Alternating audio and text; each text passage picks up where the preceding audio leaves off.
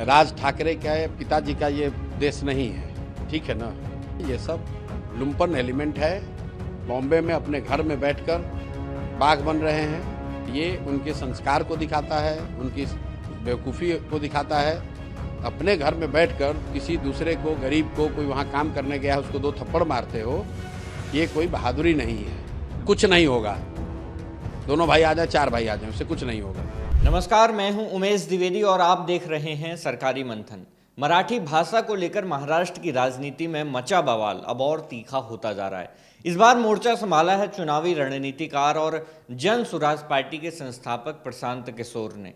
राज ठाकरे पर सीधे वार करते हुए उन्होंने कहा कि राज ठाकरे के पिताजी का ये देश नहीं है, मुंबई में बैठकर बाघ बनने से कुछ नहीं होगा। महाराष्ट्र से बाहर राज ठाकरे को कौन जानता है? आखिर क्या है पूरा मामला? किसे ठहराया प्रशांत किशोर ने असली दोषी? चलिए विस्तार से समझते हैं। मराठी भाषा को लेकर पिछले कुछ दिनों से चल रहा विवाद अब राष्ट्र और संविधान के स्तर पर सवाल उठाने लगा है। राज ठाकरे ने हाल ही में मराठी अस्मिता और क्षेत्रीय पहचान को लेकर बयान दिया, जिसके बाद से हिंदी भाषी क्षेत्रों और भोजपुरी कलाकारों ने विरोध दर्ज कराया है। भोजपुरी स्टार निरहुआ के बाद अब इस विवाद में कूद पड़े हैं प्रशांत किशोर। उन्होंने कहा कि दोनों ठाकरे भाइयों को आड़े हाथों लेते हुए प्रशांत किशोर ने कहा कि राज ठाकरे के पिताजी का ये देश नहीं है जो मुंबई में बैठकर बाघ बनते हैं। दोनों भाई साथ आ जाएं या फिर 4 भाई साथ आ जाएं, क्या कर लेंगे?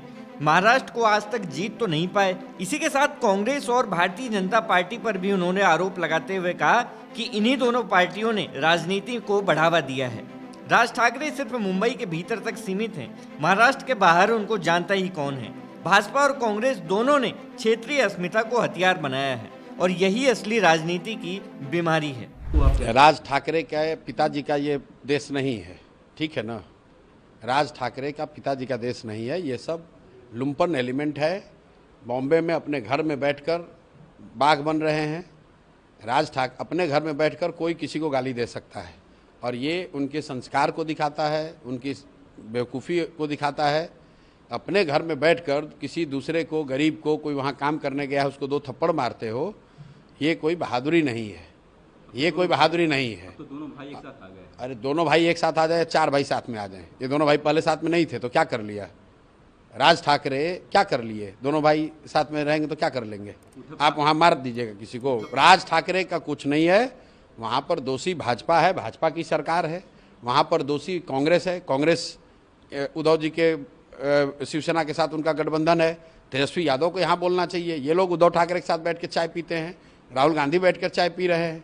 जब हम लोग शिवसेना को हमने मदद की तो हमने उनसे आश्वासन लिया था कि बिहार के हिंदी भाषी लोगों को बॉम्बे में, महाराष्ट्र में कोई भी नुकसान नहीं होना चाहिए, कोई भी मारपीट नहीं होनी चाहिए, अपशब्द उनके साथ नहीं होना चाहिए। और आप प्रशांत किशोर के इस बयान ने एक नई बहस छेड़ दी है। सवाल यह है कि अगर राज ठाकरे और उद्धव ठाकरे की जोड़ी एक साथ आने के बाद क्या वो वाकई में राजनीतिक जमीन पर कोई बड़ा परिवर्तन ला सकते हैं, या फिर प्रशांत किशोर का दावा सही है कि ये सिर्फ क्षेत्रीय सीमाओं में सिमटी हुई राजनीति है।